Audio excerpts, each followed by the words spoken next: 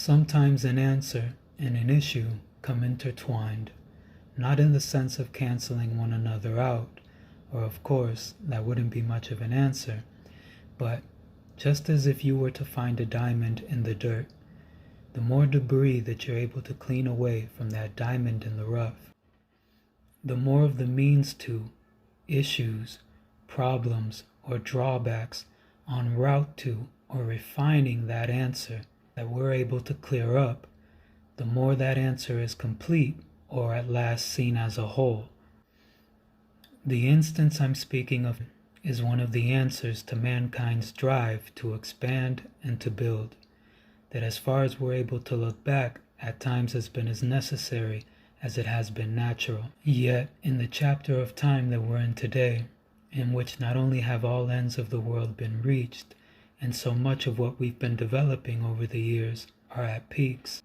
we find ourselves at a point where we are needing to preserve, and in instances restore, let alone maintain, not just the developments in so many of the fields known to man, but the very earth that it's been built upon. So much of that preserving, restoring, and maintaining comes in the form of regenerative agriculture, with carbon farming playing such a role, while the subject of energy, its sources, and consumption continue to be fine-tuned, and including when it comes to the cleansing of one of this topic's very diamonds,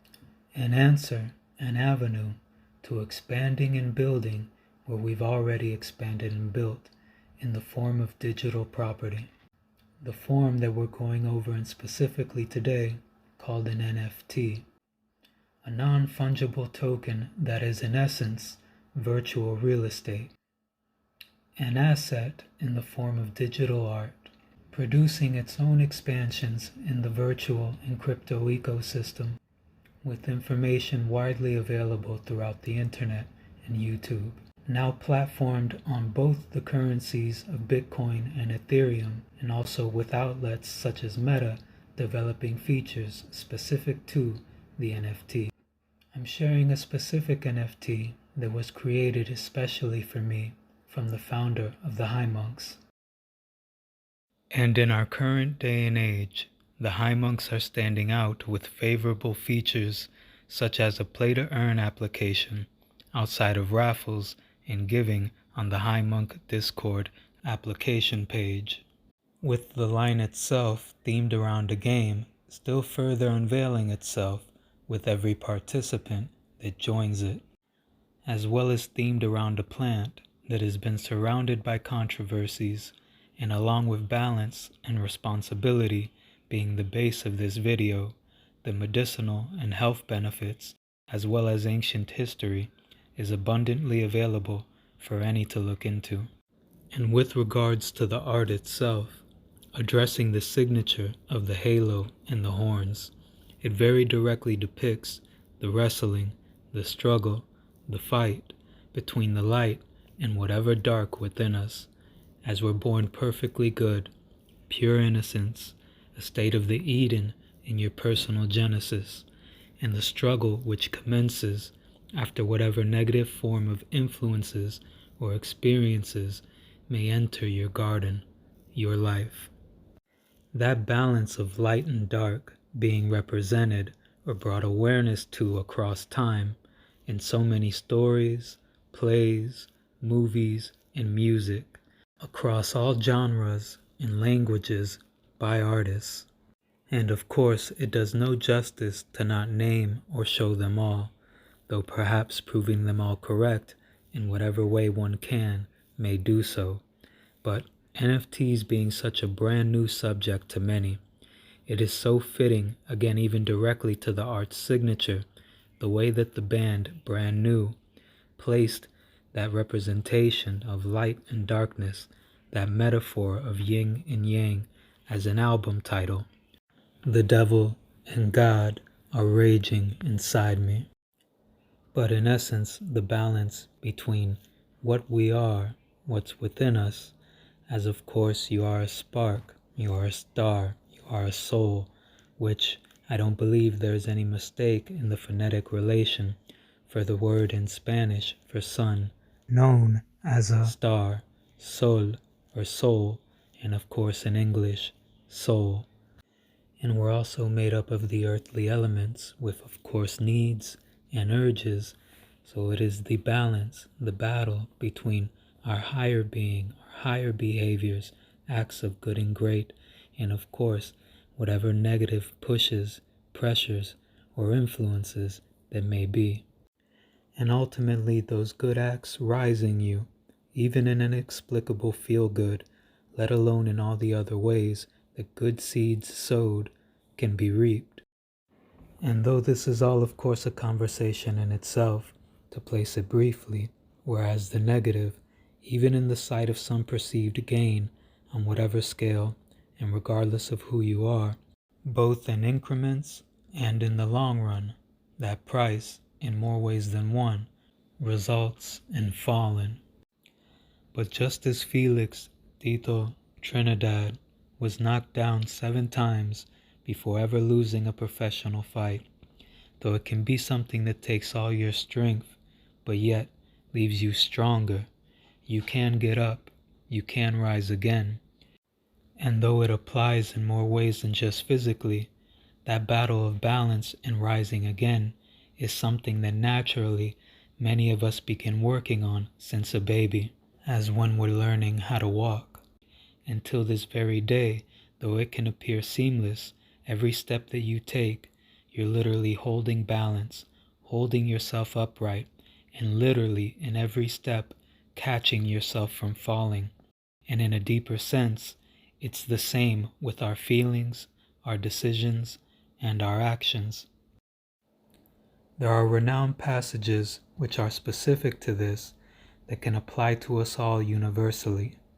highlighting the phrase, wrestling with an angel,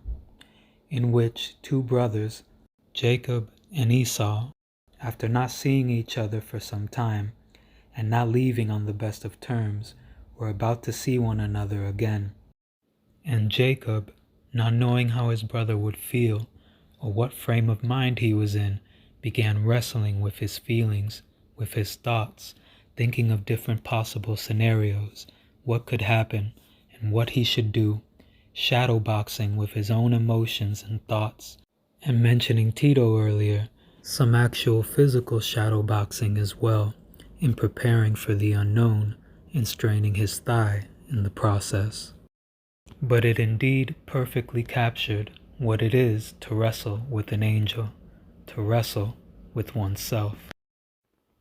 And as for that reunion, that meeting of those brothers was ultimately in rejoice, happiness, and love,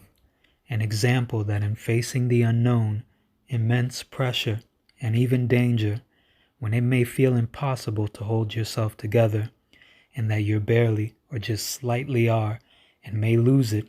it is important to remember that especially because of the very depths of the unknown, because of how great and immense and real the pressure and all else, because of how overwhelming, how impossible it all is, just barely and slightly is not just barely and slightly after all, but moments and pieces of perfection, as that is in retrospect what it takes to get through the impossible. And just to put it in another light, science's potential hydrogen scale, the pH scale, being slightly alkaline, slightly 7, is not slightly after all, but a degree of perfection from acidic, as of course too much in the opposite direction is also not good for you, let alone does not serve you. But just as in the example of food for thought, in showing that though it is important to be aware and to prepare, this also goes for food for taste and fuel. Being over-analytical with regard to exacts and numbers can result in strain, or something just as negative as not trying at all, as that balance between trying and not exhausting yourself finds its place. But as we just saw, that slightly can very much turn out to be perfect when in the correct direction, or rather in other depths with the correct intentions. perhaps bringing more clarity and definition to that which about cannot be defined, as with so much being the same, it is still unique to the person. The passage, walk in its ways and be perfect. Even if knocked down and having to get back up again to do so. Again, that which takes all your strength and yet makes you stronger, or in all the forms and ways that it can take place in life, such as like an issue that while unresolved may feel beyond your intellect, but in every moment that you don't give up makes you smarter, being at X and having to learn Y to get to Z. These are a kind of the priceless gems that along your journey are placed into your crown. The anomaly of perfection, that which cannot be attained, but at the same time, in true efforts and pure intentions, purely just being, let alone with love, throughout the process, is already what you are. Now the next definitive detail in the Highmonk trademark signature is the reference to what many call a third eye, that to some just hearing the term for the first time, or not before really thought about or reflected on it before, can sound like a crazy concept. However, directly speaking of the mind, the term has very grounded and simple reasoning, such as, again in direct reference to the mind, experiences, and all else which are a part of shaping your thought process, your thinking. In your mind, the way that you perceive things is a way in which you see things, on top of what you may be physically seeing. An example that has become so popular and apparent that it's become a bit of a saying, in which the very many counts of people that have all seen the same thing, but upon reporting, upon recounting, all still saw something different, according to their perspective, their perception. So much of this is a conversation altogether, and here just placing it briefly, but it is in itself magic, a miracle, a beauty, when we all see something for what it truly is, let alone when it comes to beauty, the sun, the moon, the stars, the sky, nature, and the animals within it, let alone one another. The beauty that even animals with technically better eyesight than you can never really see. And also, to expand a little further, without delving too deeply right now into the realms of déjà vu, dreaming, or the pulls and attractions of the conscious and the subconscious, but such as when you daydream with your eyes open. In those moments, you're actually seeing something over or other than what your eyes are physically seeing in the moment, let alone when you're thinking or dreaming as you sleep, seeing what you do while your eyes are closed. It's a far deeper conversation itself, or more so trying to go through every crevice of knowing yourself, your experiences, and how you feel and why. The things that you truly appreciate, the things that you want, and the things that you need,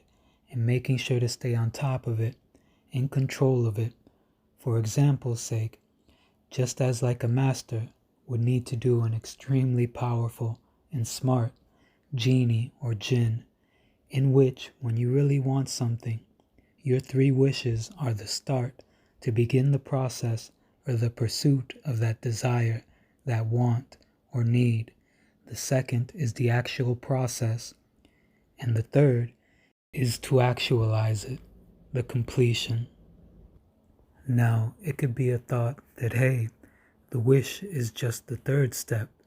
to actualize it, to have it. But staying grounded in the fact that things don't exactly work like that in real life, and also taking into account just how powerful nature, along with the conscious and the subconscious, actually are. Or, to stay in the theme of the example, that jinn that dwells in your conscious and the subconscious, and through the scope of what you ask for it, what you focus on, may not just think it knows what's best for you, but actually may.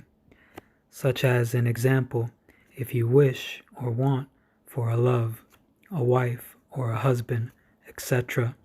and skip to step 3, actualizing it, do you actually have it? Without not only the appreciation of the start, the process, the journey that it took, but whatever happenings through that journey that formed the bond, the depth, the substance between you,